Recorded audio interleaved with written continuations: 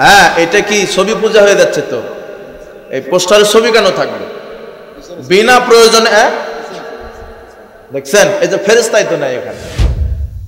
যখন আহলে হাদিসের মসজিদ মাদ্রাসা ভেঙে দেওয়া হয় তখন তোমার হুজুরের খবরই থাকে না, কিন্তু ওখানে যদি মন্দির ভাঙা হতো তোমার হুজুর ওই মিডিয়া সাংবাদিক নিয়ে চলে যেত মন্দিরে, যেটা মানবতা বিরোধী কাজ হয়েছে শুধু হিন্দুদের দুইটা ভোটের লোভে।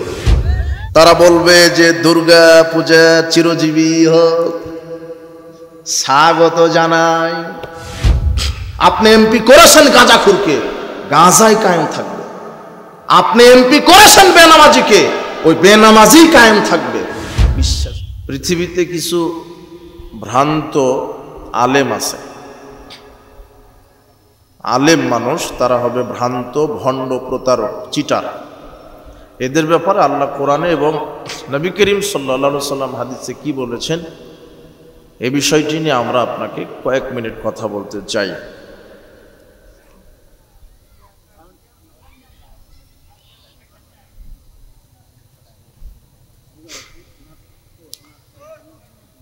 কোরআনে কারীমে আল্লাহ সুবহানাহু ওয়া তাআলা বলছেন,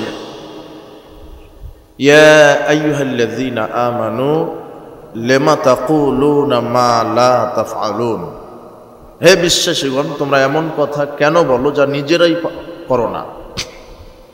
এমন কথা কেন বলো, এমন বক্তৃতা কেন দাও যে নিজেরাই সেটা কর্মে বাস্তবায়ন করো না?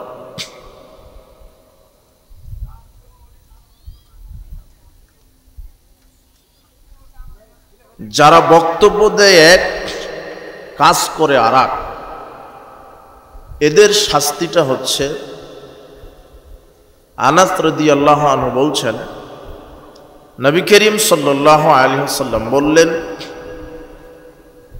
রাআইতু রাজুলান উসরিয়া তুকরাজু শিফাহুম বিমাকারিজা মিনান নার।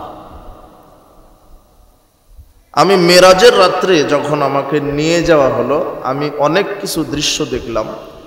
তার মধ্যে একটি দৃশ্য আমাকে দেখানো হলো যে কিছু মানুষের আগুনের কেচি দিয়ে জিহ্বা কেটে দেওয়া হচ্ছে। আমি জিজ্ঞাসা করলাম, মান হাওলায়ে জিবরিল, হে জিবরিল, এই যে ব্যক্তি, এই ব্যক্তিটা কে যার আগুনের কেচি দ্বারা জিহ্বা কেটে দেওয়া হচ্ছে, এই ব্যক্তি কে?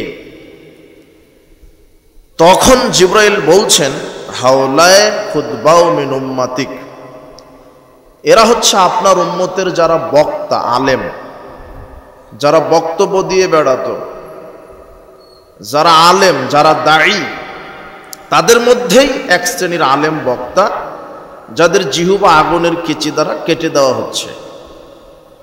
আল্লাযীনা ইয়া'মুরুনা আন-নাসা বিল বিররি ওয়া ইয়ানসাউনা আনফুসাহুম, যারা মুখে ভালো কথা বলতো কিন্তু নিজেই করতো না। হুজুর বলছে যে সুদ বন্ধ করে দিতে হবে, ও হলো সুদী ব্যাংকের ম্যানেজার। হুজুর বলছে যে মাদক বন্ধ করে দিতে হবে, ও হলো হারামখোর, টাটকা জর্দাখোর একটা।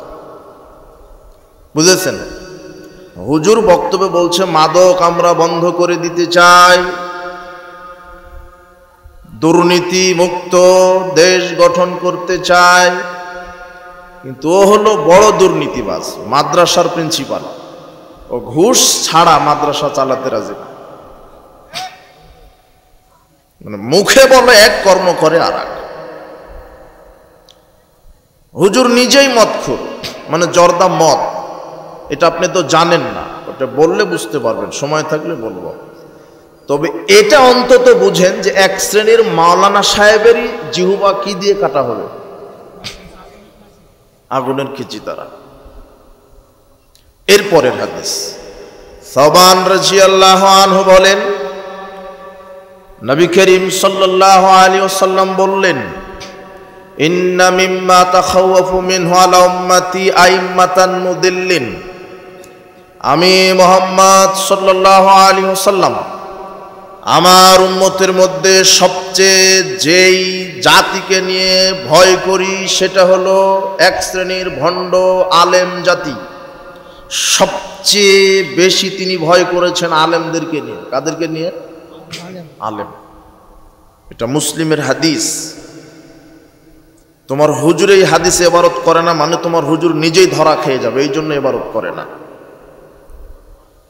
খুব মনোযোগ দিয়ে শোনেন, এদিক ওদিক করার কোনো সিস্টেম নেই।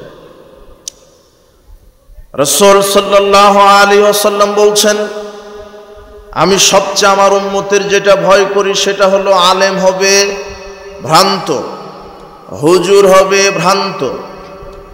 সাতাবুদু কাবাইল মিন উম্মাতিল আওসান, আমার উম্মতের অনেক আলেম মূর্তি পূজা করবে। আমার উম্মতের অনেক মানুষ মূর্তি পূজা করবে। এটাই মুহাম্মদ সাল্লাল্লাহু আলাইহি ওয়াসাল্লামের আরবি বক্তব্য। আমি ইবারত করলাম। এখন মণ্ডপে কে যাচ্ছে? দাড়ি টুপি আলা হুজুরই তো যাচ্ছে না। বোঝেননি মনে হয় আমার কথা। তুমি কি বোঝাই যুবক? তুমি কি বুঝো মুহাম্মদ সাল্লাল্লাহু আলাইহি ওয়াসাল্লামের বাক্য? যখন আহলে হাদিসের মসজিদ মাদ্রাসা ভেঙে দেওয়া হয় তখন তোমার হুজুরের খবরই থাকে না।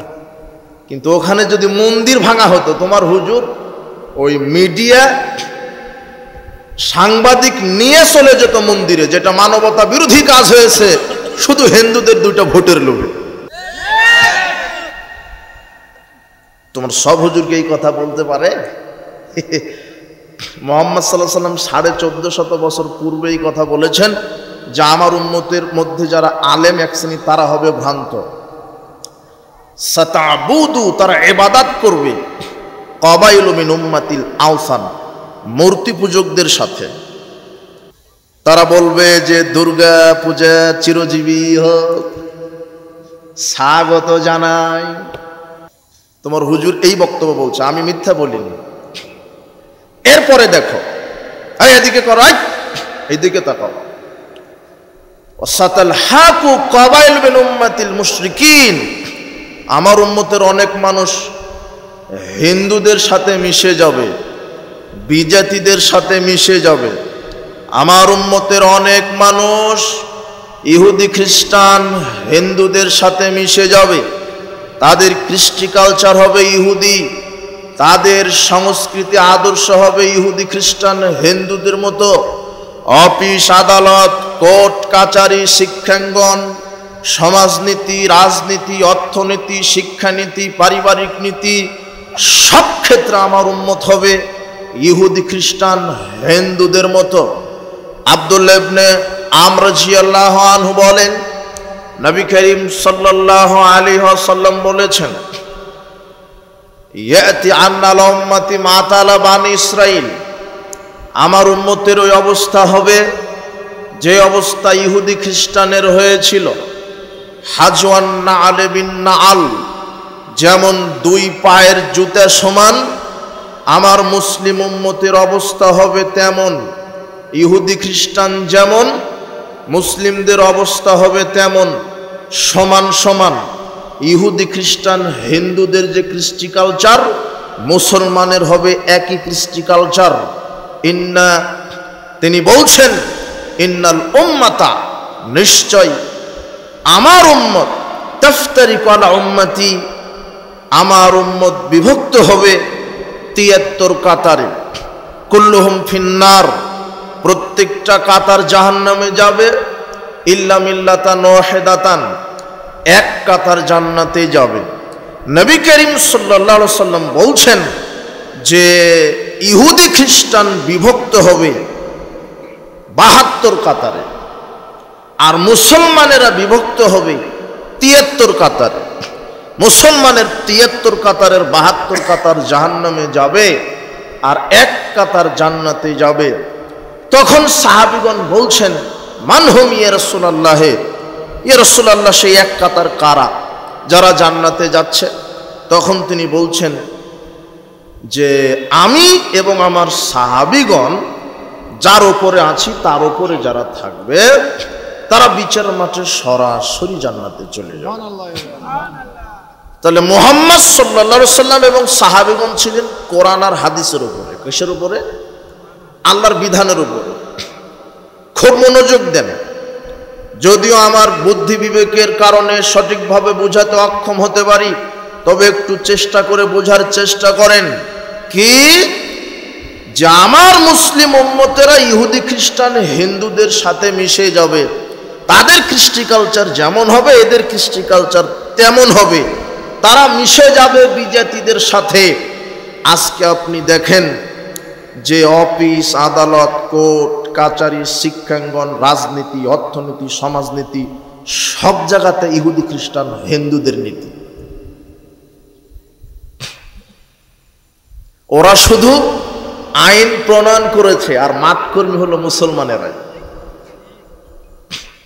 অফিসে হিন্দুদের নীতি, আদালতে খ্রিস্টানদের নীতি, তোমার সংবিধান ইহুদি খ্রিস্টানের নীতি, তোমার বাংলাদেশের যত ব্যাংক পরিচালিত হয় সব ইহুদিদের সুদী অর্থনীতি, তোমার বাংলাদেশের যত শিক্ষা ব্যবস্থা চালু আছে সব ওই বিজাতি নাস্তিক্যবাদীর শিক্ষা ব্যবস্থা নীতি। সব ক্ষেত্রে তোমার অর্থনীতি সুদী, তোমার রাজনীতি মানব রচিত বিধান। নাকি বাংলাদেশের রাজনীতি ইসলামী রাজনীতি? মানব রচিত। আর মানব রচিত মতবাদী হচ্ছে কি? সেটা হলো ক্যাপিটালিজম, ন্যাশনালিজম, ডেমোক্রেসি, মানে গণতন্ত্র। আপনার নেতা নির্বাচিত হচ্ছে গণতান্ত্রিক পদ্ধতিতে, অথচ গণতন্ত্রের আবিষ্কারক হচ্ছে জনকই বলা হয় আব্রাহাম লিঙ্কন, খ্রিস্টান মানুষ। অথচ আমার অর্থনীতি সমাজনীতি রাজনীতি সব চলবে আল্লাহর বিধানে। কার বিধানে? আল্লাহর বিধানে। তিনি বলছেন যে আমার উম্মত ইহুদি খ্রিস্টান হিন্দুদের সাথে মিশে যাবে। সব ক্ষেত্রে আপনি দেখেন মুসলমান তাদের নীতি মানে, মুসলমানের কোনো নীতি নাই, শিক্ষা ব্যবস্থাতে নাই, রাজনৈতিক ব্যবস্থাতে নাই, অর্থনীতি ব্যবস্থাতে নাই, সামাজিক ব্যবস্থাতে নাই। যদি থাকে তাহলে দেখান। সব ক্ষেত্রে কাদের বিধান আছে? ইহুদি খ্রিস্টানের। আর যারা মানছে তারা কেউ কোনো হিন্দু নয়, সব মুসলমান।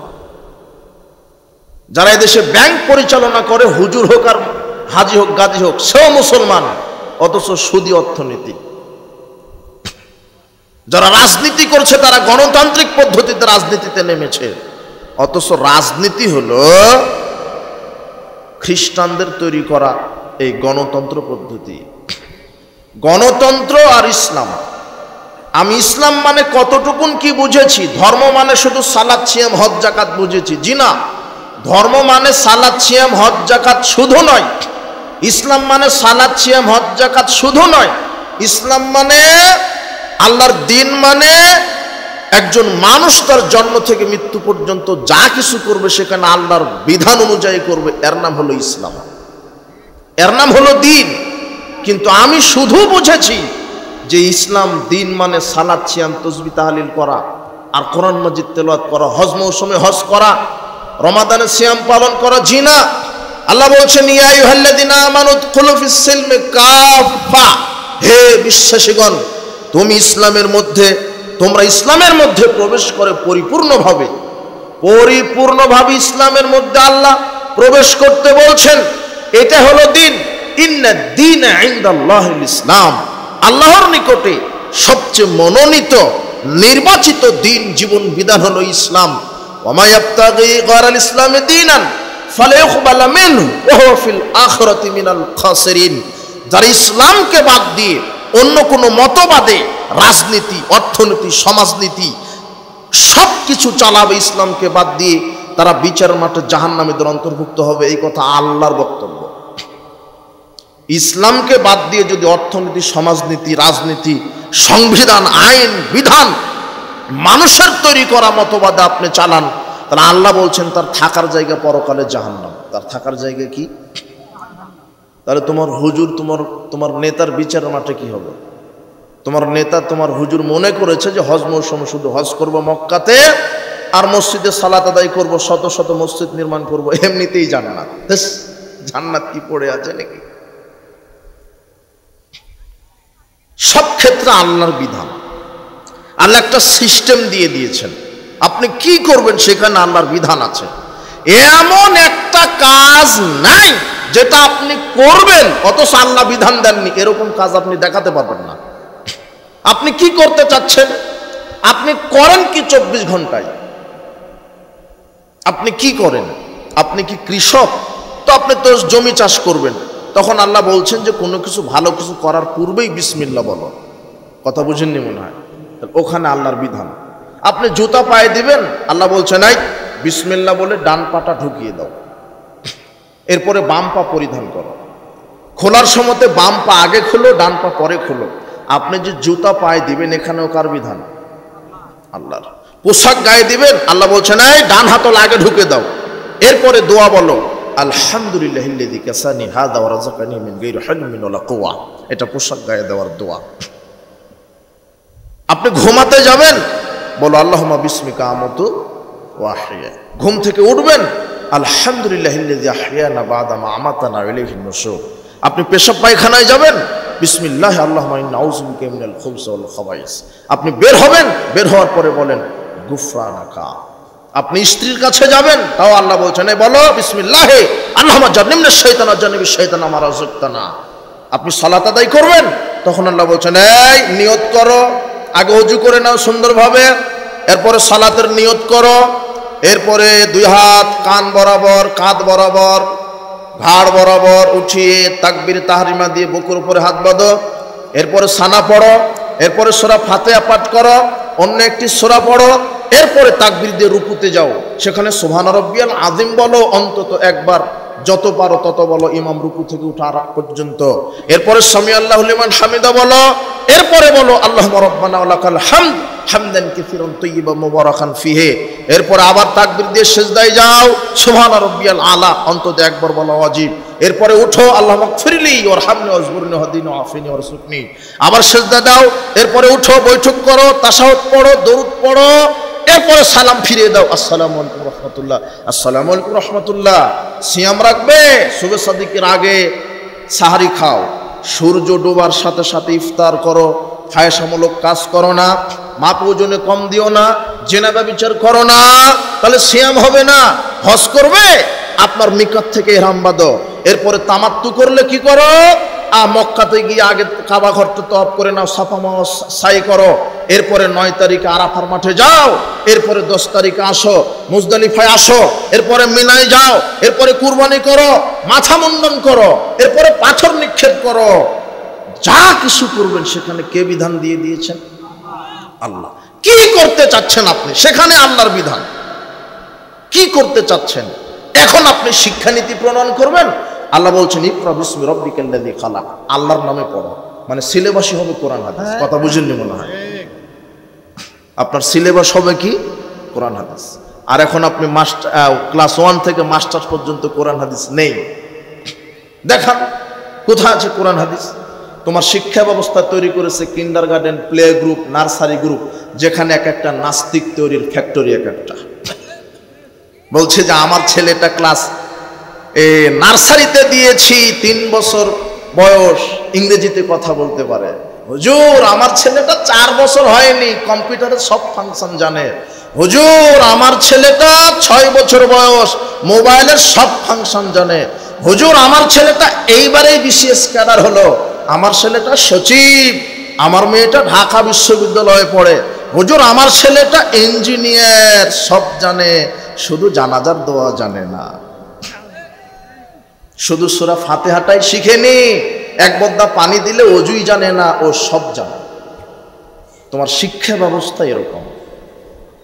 ও কিন্ডারগার্টেন আমি বন্ধ করতে নিষেধ করিনি, প্লে গ্রুপ, নার্সারি বন্ধ হবে না, প্রাইমারি, হাই স্কুল, কলেজ বন্ধ হবে না, ওটাই থাকবে, বাগান ওটাই, কিন্তু গাছ পরিবর্তন করে সেখানে ইসলাম, আকীদা, তাওহীদ, শিরক, বিদআত, বিমুক্ত আকীদা, মানহাজ, পরকাল, রিসালাত, তাওহীদ ভিত্তিক শিক্ষা ব্যবস্থা কায়েম করলেই চুরি, সুদ, ঘুষ, দুর্নীতি বন্ধ হয়ে যাবে ইনশাআল্লাহ। কথা বুঝেছেন? ওটাই থাকবে, বাগানটা ঠিক থাকবে, কিন্তু গাছ পরিবর্তন করে দিতে হবে।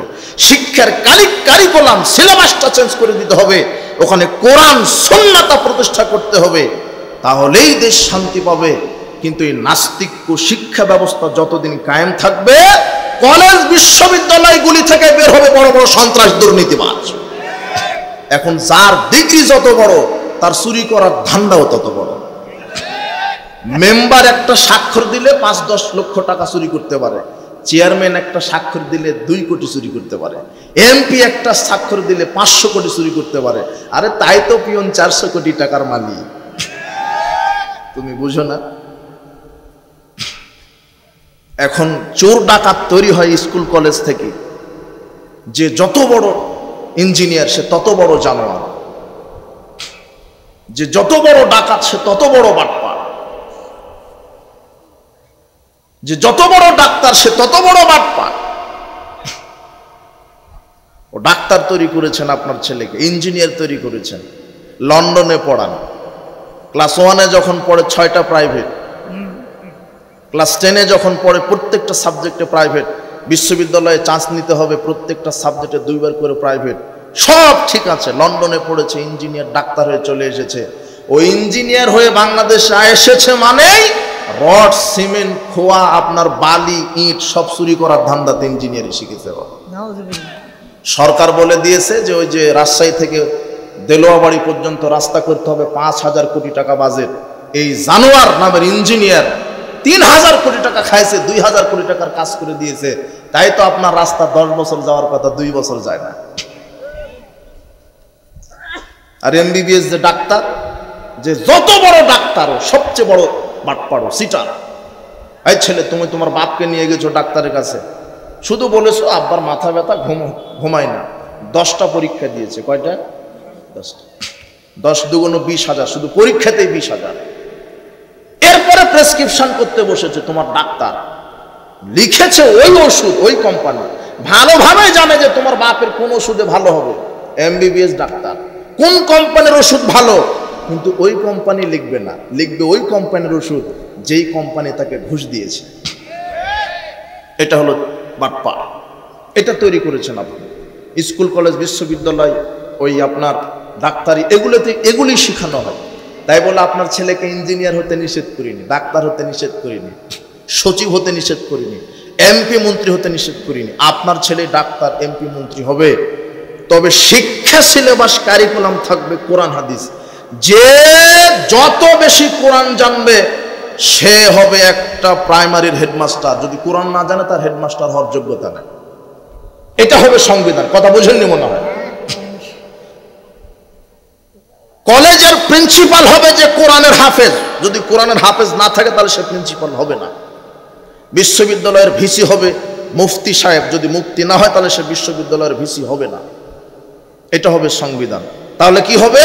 কলেজ বিশ্ববিদ্যালয়গুলি থেকে চোর ডাকাত তৈরি হবে না, চোর ডাকাত তৈরি হবে না। আপনার ছেলে মেয়েকে কি শিক্ষা দিচ্ছেন? কি শিক্ষা দিচ্ছেন তাকে? সব জানে আপনার ছেলে।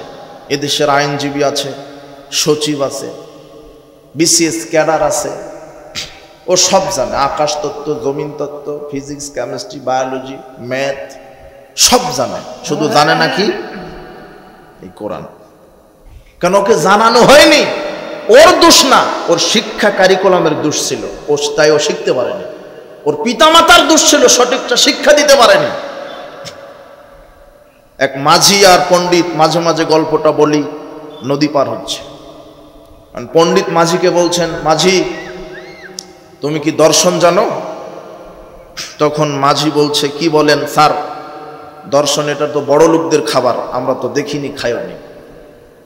বলছে সর্বনাশ, দর্শন এটা তো খাওয়ার জিনিস না, এটা জানার জিনিস, এলেম বিদ্যা অর্জনের জিনিস।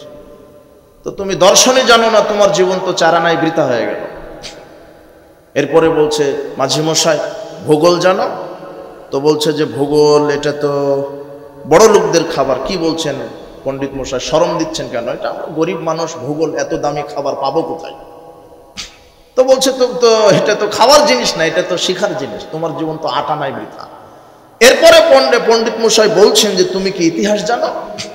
এইবারে মাঝি মশাই বলছে, হ্যাঁ পণ্ডিত মশাই এবারে আপনি ঠিক বলেছেন, ইতিহাস এটা নতুন লাগছে, কিন্তু আমি ছোটবেলায় বাপের সাথে পাতিহাস খেয়েছি, ইতিহাস খাইনি। তখন পণ্ডিত মশাই বলছে, সর্বনাশ, তোমার জীবন তো 12 আনাই বৃথা।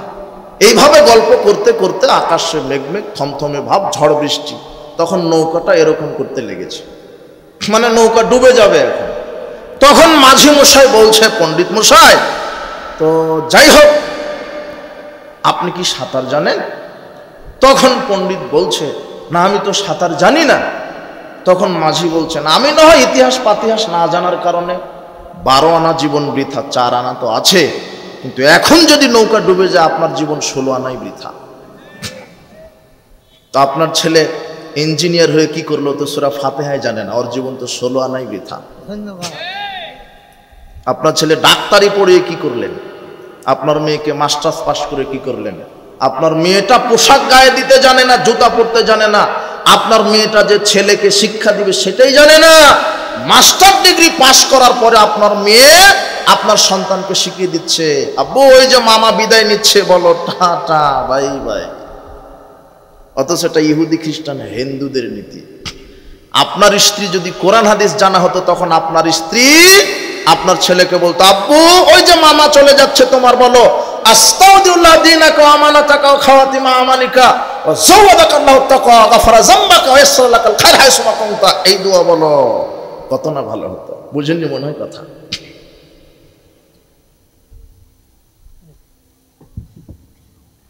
উপস্থিত বৈঠকের মুসলিম দিনী ভাই বোন,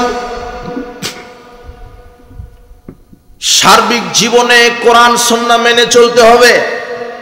এই পয়েন্টটা স্মরণে রাখার চেষ্টা করবেন যে মা শিক্ষিত হলে পরিবার শিক্ষিত হবে, মা আদর্শ হলে পরিবার আদর্শ হবে, মা ইসলামী মন মাইন্ডের হলে পরিবার আদর্শ হবে। আমার বক্তব্য এটাই দিব। তবে একটু কথা বললাম যে ওইটা যে আপনি মানুষ হিসেবে যা কিছু করবেন সেখানে কার বিধান দেওয়া আছে? এই যে একটু আগে জুতা পায়ে দিলেন, কার বিধানে? আপনি ভাত খাবেন, আল্লাহ বলছে ডান হাতে খাও, বিসমিল্লাহ বলে খাও, বসে খাও। এগুলো কার বিধান? এক গ্লাস পানি পান করতে বিধান লাগে, জানেন কয়টা বিধান লাগে? 5টা না, 10টা বিধান লাগে। কয়টা? 10টা বিধান। এক গ্লাস পানি পান করতেই 10টা বিধান আছে। তার গণত দেখায় যুবক, তুমি গণ। স্বর্ণ রৌপ্যের পাত্রে পানি পান করা হারাম। আপনি যত বড়ই কোটিপতি হন, ধনী হন, সব স্বর্ণ রৌপ্যের। কিন্তু মুহাম্মদ সাল্লাল্লাহু আলাইহি ওয়াসাল্লাম বলছেন, যে ব্যক্তি স্বর্ণ রৌপ্যে পানি পান করলো সে যেন পেটের মধ্যে আগুন ঢুকালো। তাহলে এটাও তো বিধান, বুঝেননি মনে হয়? 2, যেই পানিটা পান করবেন সেটা পবিত্র হালাল হতে হবে। 3, জগ, মস্ক, কলসের মুখে পানি পান করা নিষেধ। মুহাম্মদ সাল্লাল্লাহু আলাইহি ওয়াসাল্লাম বলছেন, তোমরা মস্কের মুখে, কলসের মুখে পানি পান করো না।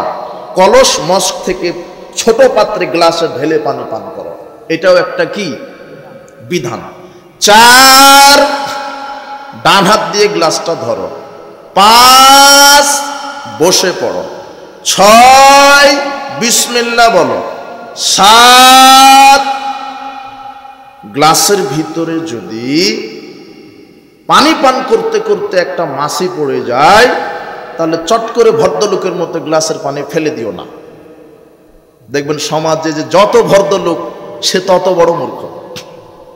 ওর ছেলেটা চিপস খাচ্ছে, একটা চিপস মাটিতে পড়ে গেছে, তখন বলছে ছি ছি ছি ছি ছি, আব্বু আব্বু, পড়ে যাওয়া জিনিস খাওয়া হয় না। অথচ মুহাম্মদ সাল্লাল্লাহু আলাইহি ওয়াসাল্লাম বলছেন, ওটা আগে উঠিয়ে খাও, কেননা ওটাতেই বরকত, ওটাতেই বরকত আছে। কথা বুঝেননি মনে হয়? তাহলে ছেলেকে এইভাবে শিক্ষা দিবেন। গ্লাসে যদি মাছিটা পড়ে যায়, তো মুহাম্মদ সাল্লাল্লাহু আলাইহি ওয়াসাল্লাম বলছেন, মাছির এক ডানাতে থাকে বিষ, আর এক ডানাতে থাকে ঔষধ, শেফা। তাহলে মাছিটাকে আবার ডুবিয়ে পানি পান করো। কয়টা বিধান হলো এ পর্যন্ত? 7টা। 8, 3 শ্বাসে পান করো। সব মুহাম্মদ সাল্লাল্লাহু আলাইহি ওয়াসাল্লামের কথা, বুঝেননি মনে হয়? সব বুখারী, মুসলিম, আবু দাউদের হাদিস। 9, গ্লাসের পানি গরম হোক আর ঠান্ডা হোক ফু দিও না। আমি মুহাম্মদ সাল্লাল্লাহু আলাইহি ওয়াসাল্লাম নিষেধ করলাম, কি দেওয়া যাবে না? ফু দেওয়া যাবে না। 10, খাওয়া শেষ করে আলহামদুলিল্লাহ বলো। কয়টা বিধান হলো? মানে আপনি যা কিছু করবেন সেখানে কে বিধান দিয়ে দিয়েছে? জুতা পায়ে দিবেন, পোশাক গায়ে দিবেন, খাবেন, ভাত খাবেন, পানি পান করবেন, পেশাব পায়খানা করবেন, স্ত্রীর কাছে যাবেন, ঘুমাবেন, সালাত আদায় করবেন, সিয়াম পালন করবেন, হজ করবেন, যাকাত করবেন, ব্যবসা করবেন, অর্থনীতি করবেন, রাজনীতি করবেন। সেখানে কার বিধান? তা আপনি খেলেন বিসমিল্লাহ বলে আল্লাহর বিধানে, কিন্তু অর্থনীতি চালান কার বিধানে? আপনি হজ করলেন, ও বাপরে, আপনার নেতা 14 বার হজ করে, 22 বার উমরা করে, সব আল্লাহর বিধান, কিন্তু ওই নেতাই যখন ক্যানভাস করে তখন গণতান্ত্রিক পদ্ধতিতে করে। হলো মুনাফিক, হলো চিটার, ও বাটপার। ও ইসলাম বুঝেনি, ওকে বুঝতে দেওয়া হয়নি। ও যখন রাজনীতি করে তখন সে আল্লাহর বিধানে রাজনীতি করে না। ও যখন বিচার ফয়সালা করে তখন আল্লাহর বিধানে বিচার ফয়সালা করে না। কেন? ও শুধু ইসলাম বলতে বুঝেছে হজ যাকাত আর তাসবিহ তাহলিল করা। আর এটাই বাংলাদেশের সব রাজনৈতিক দলের নেতাদের আকীদা। রাজনৈতিক দলের নেতাদের আকীদা তো আকীদা, সাধারণ জনগণের আকীদা কি? রাজনৈতিক আকীদা সেকুলারিজম, ধর্মনিরপেক্ষতাবাদ। সেকুলারিজম মানে তারা বলেছে, অক্সফোর্ড ডিকশনারিতে বলে দিয়েছে, secularism is the believe that religion should not be allowed. Secularism এমন একটা বিশ্বাসের নাম, এখানে অনুমতি দেওয়া হবে না রাজনীতির ভিতরে ইসলাম ঢুকতে। Religion should not be allowed to come into politics.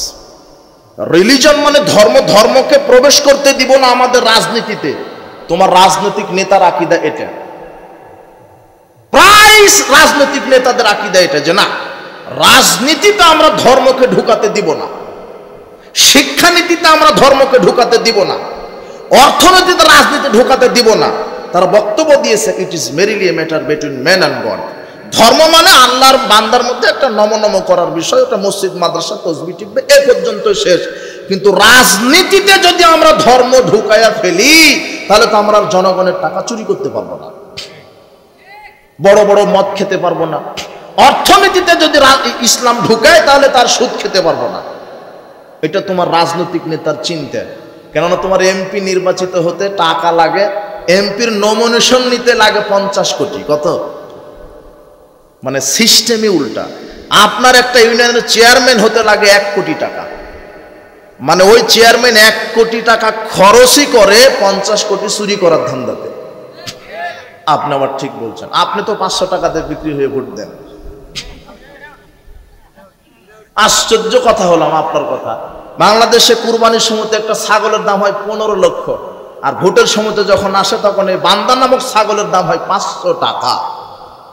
500 টাকাতে একটা নেতাকে ভোট দিয়ে দিল, বলছে যে আমি অমুককে নেতা, অমুকের চরিত্র ফুলের মতো পবিত্র, আমি অমুককে নেতা হতে দেখতে চাই। আয় বেকুব গাধা, তুমি এমন একজনকে ভোট দিয়ে নেতা বানালে সে সালাত তো বহুদূরের কথা, ওযুই জানে না।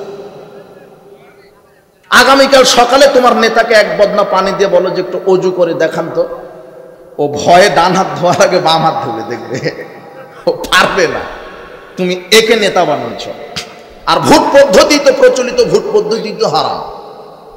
আমি ওটা বুঝিয়ে দিব একটু, খুব মনোযোগ। আপনি যাকে নেতা নির্বাচন করছেন ও দেখেন তো আগে ও কি। আমি আকবর বিন আবেদ টাঙ্গাইল থেকে আপনার এই কি পাড়া, এটা নাড়াডাঙ্গা, বিশাল মসজিদ, বিশাল 10,000 লোকের জামাত হয়।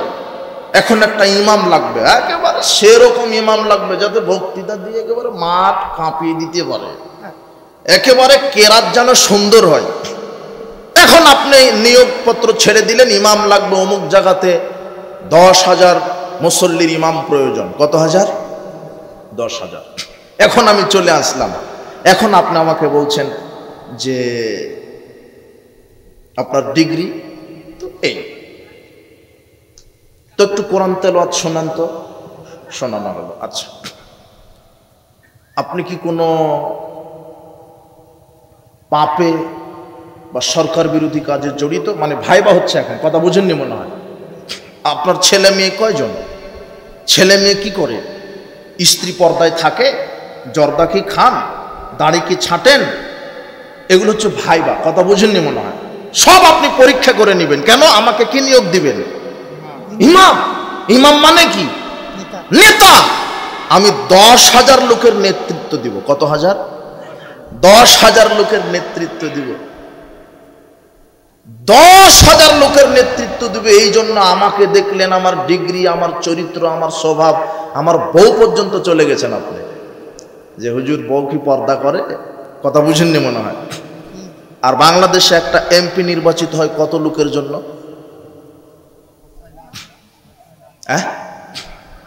কত লাখ? আরে 4 লাখ 5 লাখ। মনে করেন 4 লাখ লোকের একটা এমপি নেতা নির্বাচন করছেন। আপনি মাত্র 10,000 লোকের নেতা নিয়োগ দিবেন। তার চরিত্র দেখেন, তার ডিগ্রি দেখেন, ও গাঁজা খায় কিনা, ইয়াবা খায় কিনা, লুচ্চা কিনা, বদমাস কিনা, বউ পর্দায় থাকে কিনা।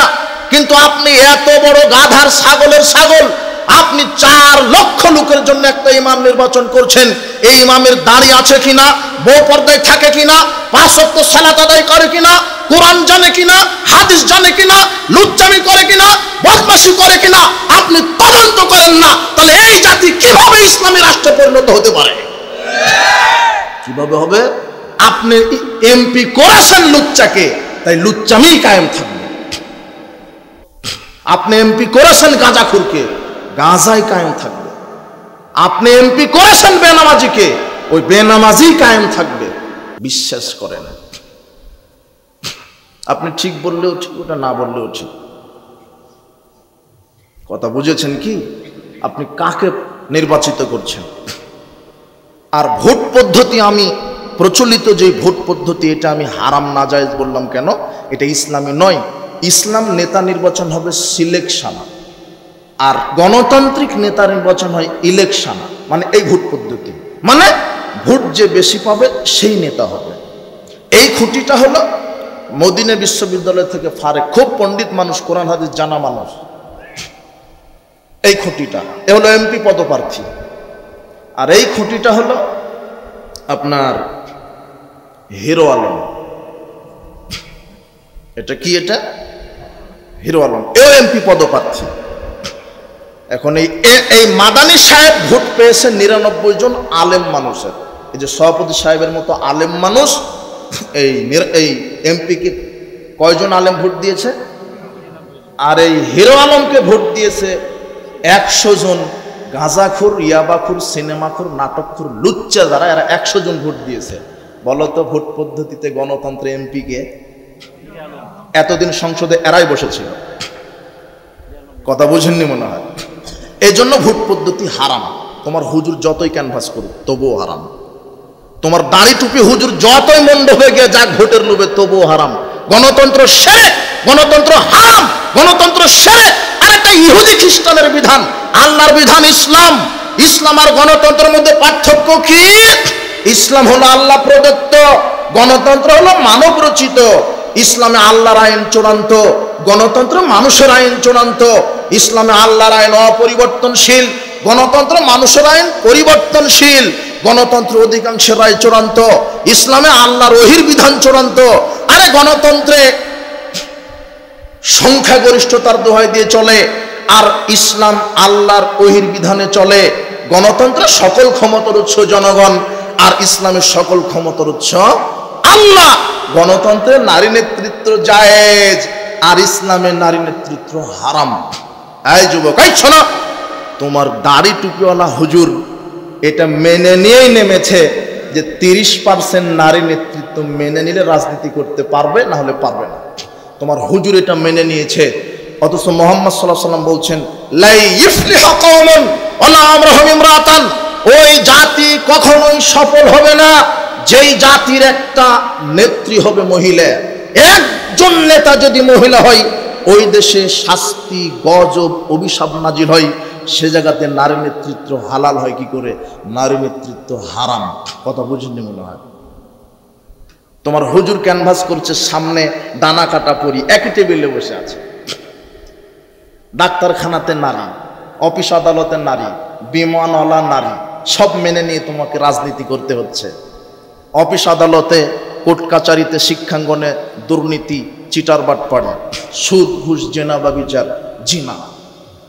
জাহেলিয়াতের সাথে সমঝোতা করে ইসলাম প্রতিষ্ঠা হবে না কিয়ামত পর্যন্ত। ইসলামের একটা নিজস্ব ক্ষমতা, ইসলাম এসেছে আল্লাহর পক্ষ থেকে। ইসলাম অন্য কোনো মানুষের মতবাদের মুখাপেক্ষী নয়, ইসলাম আল্লাহ প্রদত্ত। ইসলাম প্রতিষ্ঠা করতে গিয়ে আমাকে ইহুদি খ্রিস্টানের কোনো মতবাদ ধার নিতে হবে না। ইসলাম কারো মুখাপেক্ষী নয়, বরং সারা পৃথিবীর মানুষ ইসলামের মুখাপেক্ষী। ইসলামকে মেনে নিয়ে আমাকে অর্থনীতি, ইসলামকে মেনে নিয়ে রাজনীতি। যদি তোমার নেতা বলে যে না, আমরা শুধু সালাত, সিয়াম, হজ, যাকাত ইসলামের নীতিতে মানব, আর অর্থনীতি, সমাজনীতি, শিক্ষানীতি, রাজনীতি আমাদের নীতিতে মানব, তখন আল্লাহ বক্তব্য দিচ্ছেন সূরা নিসার 151 আয়াতে, ইয়াকুলুনা নুমিনু বিবাদি ওয়া নাকফুরু বিবাদ। যারা বলে আমরা ইসলামকে শুধু মসজিদ মাদ্রাসায় মানব, আর অর্থনীতি সমাজনীতিতে মানব না, রাজনীতিতে আমরা ইসলাম মানব না, উলাইকা হুমুল কাফিরুনা হাক্কা, এরা হলো অরিজিনাল কাফের। বুঝেননি মনে হয় আমার কথা? এই কোরআন মাজিদের আয়াত 1500 বছর ধরে আছে, কেউ অনুবাদ করে না। তোমার হুজুরি করবে না, করলেই ধরা খেয়ে যাবে, বিপদ। হুজুর মুখে বলে এক, কর্ম করে আর ওটা প্রথমের হাদিসটা স্মরণ নাই, হুজুরের জিহ্বা কাটা হবে কাঁচি দিয়ে। তোমার হুজুর রাতারাতি ইসলাম ওইভাবে কায়েম হবে না। নূহ আলাইহিস সালাম 950 বছর দাওয়াত দিয়েছেন। কত বছর? তাহলে ইসলাম প্রতিষ্ঠার মাধ্যমই হচ্ছে দাওয়াত। যখন আকীদা আমল সংস্কার হয়ে যাবে, যখন মানুষ ডোর টু ডোর আলেম ওলামা এইভাবে দাওয়াত দিবে, দিন রাত 24 ঘন্টা খেয়ে না খেয়ে। আরে সাহাবীগণ দাওয়াত দিয়েছেন গাছের ছাল বাকলা খেয়ে, সাহাবীরা দাওয়াত দিয়েছেন খেজুর খাওয়ার পরে আটি চাবিয়ে খেয়ে দাওয়াত দিয়েছেন। আর তোমার হুজুর মারিয়াম খেজুর খাওয়ার পরে চিন্তা করে যে আজোয়া খেজুর হলে ভালো হতো। এই হুজুর দিয়ে ধর্ম প্রতিষ্ঠা হবে না। সাহাবীগণের মতো ত্যাগী হতে হবে, সাহাবীগণের মতো ত্যাগী হতে হবে। বলছিলাম উপস্থিত বৈঠকের মুসলিম দিনী ভাই বোন, যে আমাকে সার্বিক জীবনে ইসলাম মেনে নিতে হবে, সার্বিক জীবনে ইসলাম, না হলে বাঁচার কোনো পথ নেই, বাঁচার কোনো পথ নেই। যার অর্ধেক মানে ইসলামী নীতিতে আর অর্ধেক মানে মানুষের তৈরি করা নীতিতে, এরা হলো অরিজিনাল কাফের। এরা কি কাফের? অরিজিনাল কাফের। সাবধান। এখন সংক্ষেপে আপনাদের সাথে প্রথমে যে বিষয়টা বলেছিলাম, যে ইসলামী বা আদর্শ পরিবার গঠনে করণীয় কি। ইসলামী পরিবার কি পরিবার? ইসলামী পরিবার। আচ্ছা আচ্ছা, ইসলামী পরিবার, ইসলামী পরিবার। কি পরিবার? ইসলামী পরিবার। আর পরিবার গঠন হয় গরু ছাগল দিয়ে, নাকি কি দিয়ে? মানুষ দিয়ে। একটা নারী আর একটা পুরুষ বিবাহের মাধ্যমে কি গঠিত হয়? পরিবার। তো যেহেতু নারী আর পুরুষের বিবাহের মাধ্যমে পরিবার গঠিত হচ্ছে, তাহলে পরিবার কি ইসলামী হতে হবে না নারী পুরুষ কি ইসলামী হতে হবে? নারী পুরুষ যুবক যুবতী যদি ইসলামী হয়, তাহলে পরিবারটা কি হবে? ইসলাম। এই জন্য নবী করিম সাল্লাল্লাহু আলাইহি ওয়াসাল্লাম বলছেন যে, এইদিকে সব মনোযোগ আছেন তো? আচ্ছা, বাসার ভাই আসবে, আপনারা বক্তব্য শুনবেন ইনশাআল্লাহ। আমি 5-7-10 মিনিট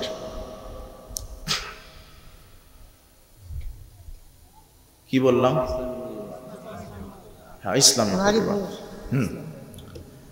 রাসূল সাল্লাল্লাহু আলাইহি ওয়াসাল্লাম বলছেন, ইযা আতাকুম মান তারদাউনা খুলুকাহু ওয়া দীনাহু। রাসূল সাল্লাল্লাহু আলাইহি ওয়াসাল্লাম বলছেন, যখন কোনো নারীর বাড়িতে পুরুষের পক্ষ থেকে বিবাহের প্রস্তাব আসে, তখন নারীর অভিভাবক পুরুষের দেখবে দিনদারিতা আর চরিত্র। কি চরিত্র? যদি পুরুষের বাড়িতে নারীর পক্ষ থেকে বিবাহের প্রস্তাব আসে, তাহলে পুরুষের ছেলের বাপ মেয়ের দেখবে দিনদারিতা আর চরিত্র। বুঝেননি মনে হয়? এটা মুহাম্মদ সাল্লাল্লাহু আলাইহি ওয়াসাল্লামের কথা। কিন্তু এখন আপনার সমাজে কি দেখা হয়? মুহাম্মদ সাল্লাল্লাহু আলাইহি ওয়াসাল্লাম বলছেন, যদি নারী পুরুষ উভয় উভয়কে প্রস্তাব দেয় তাহলে উভয় দেখবে দিনদারিতা আর আখলাক। দিনদারিতা আর কি? আখলাক। আর এখন আপনি কি দেখেন? এখন দেখেন যে ডিগ্রি কত বড়, বেতন পায় কত, গাঁজা যত খায় খাক, কোনো সমস্যা নাই। ডিগ্রি কত, বেতন কত। এই ছেলেটা হেফজখানায় চাকরি করে, বেতন পায় 15,000। আর এ হলো ব্যাংকে চাকরি করে, বেতন পায় 80,000। মেয়ে হলো হাজী সাহেবের। কার মেয়ে? হাজী সাহেবের। খুব পরেজগার, তাহাজ্জুদ পড়ে। এখন হাজী সাহেব বলছে যে না, বেতন তো কম, এটার সাথে দিতে হবে। কথা বুঝেননি মনে হয়? এই যে অজু জানে না, সালাত আদায় করে না, হারামখোর, এর সাথে মেয়ে দিতে হবে। বেতন কত? এর বেশি। এটা হলো হাজী সাহেব। আপনি ঠিক বলছেন, আপনি তো ওরকম। আপনার ছেলে পড়াশোনা করে কোথায়? মাদ্রাসা হেফজখানার যারা বাচ্চাদেরকে পড়াশোনা করান, হাত উঠান তো। কারা কারা মাদ্রাসা পড়ে? সুবহানাল্লাহ, হাত তো গণে শেষ করা যাবে না। প্রাইমারি হাই স্কুলে কাদের বাচ্চা পড়ে? হাত উঠান।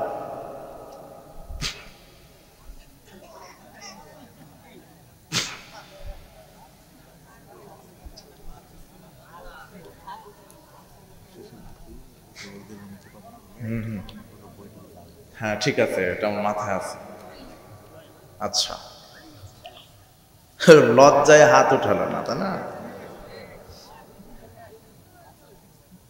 প্রাইমারিতে গানের টিচার নিয়োগ দিবে, বুঝেছেন? তো এখন দেখেন হুজুর কেমন আর অভিভাবক কেমন। অভিভাবক বলছে, মৌলানা সাহেব, আমার মেয়েটা এবারে প্রাইমারিতে পড়ে, নৃত্যকলা একাডেমিতে চান্স পেয়েছে, একটু দোয়া করবেন। তখন হুজুর বলছে আলহামদুলিল্লাহ। আর মেয়ের বাপ প্রাইমারি হোক আর হাই স্কুল ইন্টারমিডিয়েট হোক, কলেজে সাংস্কৃতিক অনুষ্ঠান হয়, তখন কলেজের এই যে ডানা কাটা পরি সুন্দরী নারীরা, কলেজ স্টুডেন্ট ছাত্রীরা মঞ্চে নাচানাচি করছে। আর মঞ্চের চতুর্দিকে চেয়ার নিয়ে বসে আছে ভিআইপি পার্সন, প্রিন্সিপাল, সাধারণ শিক্ষক, সভাপতি, সেক্রেটারি, গান বাজ, নেতাও এসেছে, অমুক নেতা। তোমার দাড়ি টুপি, ও নেতাও ঢুকে গেছে ভোটের লোভে। কি করবে এখন? ও ঢুকে গেছে, ও বসে আছে, এখন নাচছে খুব, মেয়েটা সুন্দর নাচছে। তো মেয়ের বাপ বলছে প্রিন্সিপাল সাহেবকে, স্যার ওই যে লম্বা ফারসা, ওই যে খুব মাজা দলাচ্ছে, ওই যে লম্বা ফারসাটা, ওটাই আমার মেয়ে, একটু দোয়া করবেন যাতে বেশ্যাগিরি ভালো করে করতে পারে। ওটা হলো আপনি, ওটা হলো আপনি।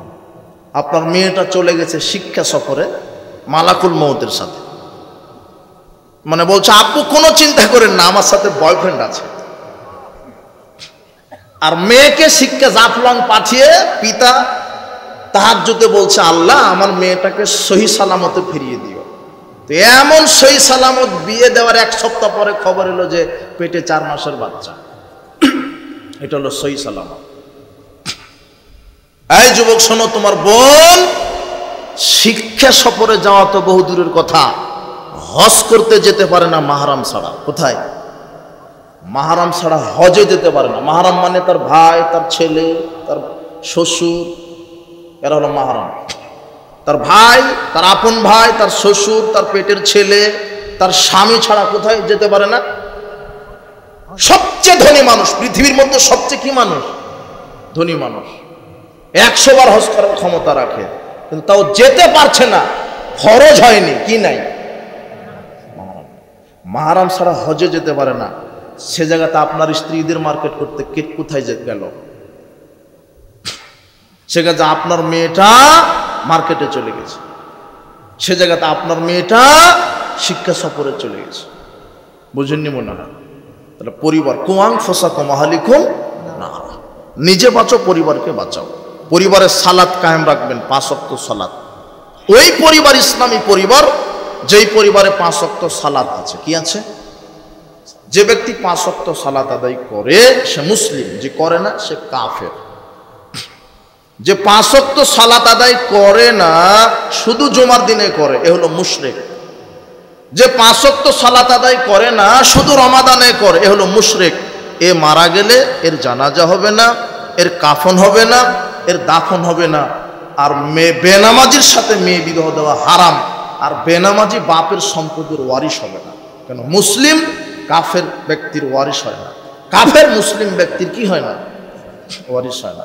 আমার এই বক্তব্য বুঝবেন সেই দিন যেদিন বাংলাদেশে 100 জনের মধ্যে 98 জন লোক সালাত আদায় করবে, সেদিন বুঝতে পারবেন। কিন্তু এখন বুঝতেই পারবেন না কি বললো হুজুর, কেননা এখন 100 জনের মধ্যে 2 জনই পড়ে আর 98 জনই পড়ে না। সাবধান, যেই পরিবারে 5 ওয়াক্ত সালাত নেই সেটা ইসলামী নয়। 2, পরিবারের পর্দার বিধান কায়েম রাখবেন, তাহলে ইসলামী পরিবার। 3, পরিবারে কোরআন তেলাওয়াত কায়েম রাখবেন ঘুমানোর পূর্বে, ফজরের সালাতের পরে।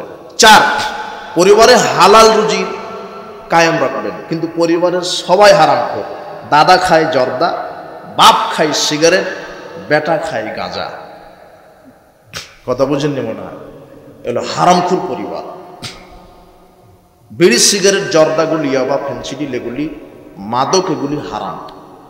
আশ্চর্য একটা বস্তু যেটা মানুষ ছাড়া পৃথিবীতে দ্বিতীয় কোনো প্রাণী খায় না, তার নাম সিগারেট, বিড়ি, জর্দা। না, কথা বোঝেননি মনে হয়? একমাত্র বস্তু যেটা মানুষ ছাড়া পৃথিবীর দ্বিতীয় কোনো প্রাণী খায় না, সেটা হলো বিড়ি, সিগারেট, জর্দা, গুল। এই যুবক, তুমি এখনই তোমার পকেট থেকে সিগারেটটা বাইর করে কুকুরকে দাও। কুকুর পেশাব করে দিতে রাজি আছে, তবু মুখে দিতে রাজি নয়। সেটা তুমি খাও, তোমার বাপ খায়, তোমার মাস্টার খায়, তোমার দাদা খায়। আর সমাজে যার ডিগ্রি যত বড়, তার সিগারেটের পাওয়ারও তত বড়। ভ্যান চালক সর্বোচ্চ আকিস কোম্পানির বিড়ি খায়, শেষ। ও টাকা ইনকাম কম, সিগারেট বিড়ির পাওয়ারও কম। আর যে হেডমাস্টার, হেড মৌলানা, যে প্রিন্সিপাল, ওর বেতন বেশি, ও বলছে যে আমি কি আর আকিস খেলে হবে, আমার খেতে হবে ব্যঞ্জন সুইচ, যেটা কুকুর সিগালে খায় না। পানের সাথে জর্দা খান কেন? ওটা হারাম। আবার তোমার হুজুরও খুব বিপদে, ও বলছে খাচ্ছার, বলছে মাকরু। মানে মাকরু বলছে মানে ও নিজে খায়, তাই হারাম বলবে না কেন? ও নিজে কি করে? খায়। তাহলে আজকে তওবা করেন। এই যুবক, আজকে তওবা করো যে আমি আর মরা পর্যন্ত বিড়ি, সিগারেট, জর্দাগুলো মুখে দিব না। আর তোমাকে আর একটা সতর্ক করছি, বন্ধু নির্বাচন করবে, মুমিন ছাড়া বন্ধু নির্বাচন করবে না। লা তুসাবিল্লা মুমিনান, এই মুমিন ছাড়া বন্ধু নির্বাচন করো না। মুহাম্মদ সাল্লাল্লাহু আলাইহি ওয়াসাল্লাম বলছেন, মুমিন ছাড়া বন্ধু নির্বাচন করো না। দুনিয়াতে যদি তুমি গাঁজাখোর, বিড়িখোর, সিগারেটখোর এদের সাথে বন্ধুত্ব করো, তাহলে এরা তো জাহান্নামে যাবে, তোমাকেও নিয়ে যাবে। আর যদি মুমিন ব্যক্তিদের সাথে চলাফেরা করো, আলেম ওলামা, পরহেজগার, সালাত, সিয়াম, হজ, যাকাত আদায় করে এমন বন্ধুদের সাথে চলাফেরা করো, যদিও তোমার কোনো পাপের কারণে জাহান্নাম ঘোষণা হয়েছে, ফেরেশতারা তোমাকে নিয়ে যাচ্ছে জাহান্নামের দিকে, তখন তোমার এই দুনিয়াতে যে মুমিন বন্ধুর সাথে একসাথে সালাত আদায় করতে, একসাথে তাফসির শুনেছো, একসাথে জালসায় গিয়েছো, একসাথে বক্তব্যের মাঠে কাজ করেছো, একসাথে রমাদানে সিয়াম রেখেছো, এই মুমিন বন্ধু আল্লাহর কাছে বলবে, আল্লাহ, ওই যে আমার বন্ধুটা, একসাথে আমরা ইসলামিক প্রোগ্রাম করেছি, কোনো কারণে জাহান্নামে যাচ্ছে, তুমি ঘোষণা দিয়েছো, কিন্তু আমি তার মুমিন বন্ধু, আমার সুপারিশ কবুল করো। তখন আল্লাহ তোমার এই মুমিন বন্ধুর সুপারিশ করে তোমাকে জান্নাতে দিয়ে দিবে। বন্ধু নির্বাচনে সতর্ক থাকো। আমি অনেক কথা বলার চেষ্টা করেছিলাম, সময় অনুকূলে তোমাকে বলতে পারলাম না। যুবক, বন্ধু নির্বাচনে সতর্ক হও। আর একটা ছেলের মেয়ে বন্ধু থাকবে না, ছেলের বন্ধু ছেলেই, আর মেয়ের বান্ধবী মেয়ে। কথা মনে থাকবে না তোমার? জেনা থেকে বিরত থাকো, মদ পান করা থেকে বিরত থাকো। আর যুব সমাজ যারা আজকের এই মাহফিল প্রোগ্রামের আয়োজন করেছে, অনেক যুবক আছে, এরা প্রোগ্রামের আয়োজন করে ঠিক, কিন্তু নিজেরাই সালাত আদায় করে না। মসজিদের সভাপতি আছে, সেক্রেটারি, ক্যাশিয়ার, সব বড় বড় দায়িত্বশীল, কিন্তু নিজেরাই সালাত আদায় করে না। সাবধান। আর এই যুবকেরা, এখন আপনারা একটু, রাসূল সাল্লাল্লাহু আলাইহি ওয়াসাল্লাম বলছেন বৈঠকে বসলে বৈঠকি দান করতে হয়। কি করতে হয়? বৈঠকি দান। তো যুবকেরা এখন চাদর নিয়ে যাবে, আপনারা, অনেক খরচ আছে, একটা প্রোগ্রাম করতে অনেক খরচ আছে। আর আপনারা দোয়া করবেন যুবকদের এই প্রোগ্রাম যেন কিয়ামত পর্যন্ত আল্লাহ কায়েম থাকবে। আপনারা যুবকদের পাশে থাকবেন। এই যুবকেরাই হচ্ছে কোরআন সুন্নাহর প্রতিনিধিত্ব করবে আগামীতে ইনশাআল্লাহ। এই যুবকেরা ইসলামের পক্ষে গণবিপ্লব সৃষ্টি করে বাংলাদেশের নাস্তিকবাদী সংবিধান চেঞ্জ করে দেবে ইনশাআল্লাহ। দুর্নীতি থাকবে না, চাঁদাবাজি থাকবে না, ঘুষ মাদক কিছুই থাকবে না। এই যুবকদের আমাদের টার্গেট। হাফেজ ইবনুল কাইয়িম রাহিমাহুল্লাহ, আলী ইবনুল মাদিনী রাহিমাহুল্লাহ তিনি বলছেন উলাইকা হুমুল হিজবুল্লাহ, উলাইকা হুম হিজবুল্লাহ, তারাই যুবকেরাই হচ্ছে আল্লাহর সেনাবাহিনী। সুবহানাল্লাহ। আল্লাহ যেন যুবকদেরকে সেনাবাহিনী হিসেবে কবুল করেন। এই যে যুবকেরা যাবে এখন, আপনারা যার 100 টাকা 500 টাকা 1000 টাকা যার যা সামর্থ্য দান করবেন। কৃপণ জান্নাতে যায় না, দান করলে বালা মুসিবত কেটে যায়। গোপন দান গোপন পাপকে ক্ষমা করে দেয়, মিটিয়ে দেয়। রাসূল সাল্লাল্লাহু আলাইহি ওয়াসাল্লাম বলছেন সাদাকাতু সিররি তুতফিউ গাদাবার রব, যে ব্যক্তি গোপনে দান করলো আল্লাহর রাগ মিটে গেল। সুবহানাল্লাহ। এজন্য দান করেন বেশি বেশি। মা বোনদেরকে বলছে আপনারাও যারা আছেন দায়িত্বশীল, আপনারা নিজ নিজ দায়িত্ব আপনাদের চাদর দিয়ে কালেকশন করেন। অনেক মা বোন এসেছেন, আমি কেমন জানি মেয়েদেরকে নিয়ে আলোচনা করতে চাইছিলাম, কিন্তু আমি কি যে আলোচনা করলাম আর কি যে বুঝলেন। বাসার ভাই কিছু মহিলাদের সম্পর্কে বলবে এসেছে ইনশাআল্লাহ, উনি ভালো বলতে পারেন মহিলাদের সম্পর্কে।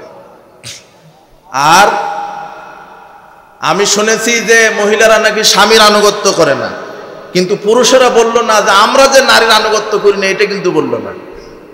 তো মা বোনদেরকে বলবো স্বামীর আনুগত্য করবেন না, আমি আর বলবোই না, তাহলে সমস্যা। তো যাক, বেশি বেশি দান করেন, কার্পণ্য করবেন না। ছিঁড়া টাকা দিচ্ছেন নাকি আপনি? যেটা সুন্দর ভালো সেই টাকা দিবেন, আর ভালো টাকা দিবেন। আর মসজিদের কোটাতে আপনার 10 টাকা পড়ে, আর মার্কেটে তো ঠিকই 1000 টাকার নোট নিয়ে যান আপনি।